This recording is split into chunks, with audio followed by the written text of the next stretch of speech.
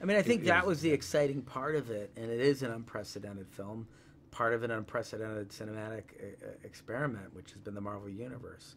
Nobody's ever taken this many disparate franchises and successful franchises and put them all together into one film. So that was what was exciting to us, the challenge of that, and the fact that this was a unique movie-going experience. Now, what was it like to take each film and take those characters and kind of recreate that tone? Because you're taking someone like the Man franchise. It's funny, but it's more serious.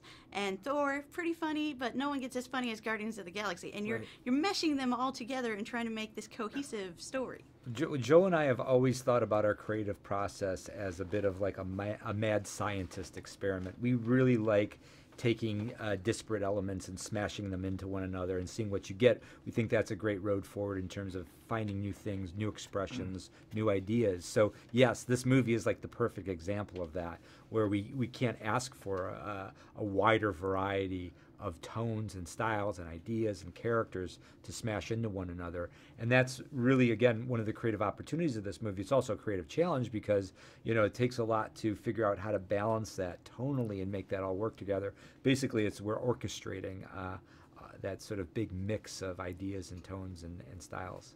Now, these heroes have taken down a lot of villains. What is it about Thanos that you think he's the one to beat? He's ultimately he's going to be the one who either destroys the universe or, you know, the guys can stop him. I think he's a very difficult villain because he's got a genius level intelligence. He's a world conqueror.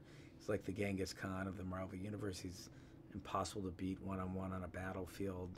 He's conquered thousands of worlds. You know, he's stronger than a Hulk, and he's got nearly invincible skin. So he's tough, and it's going to cost the heroes a lot if they're going to beat him. And I think that, you know, that's something we want to explore with this movie. We try to make movies that have a topical relevancy to them. And the theme for us in this film is, what does it cost to be a hero in a complicated world?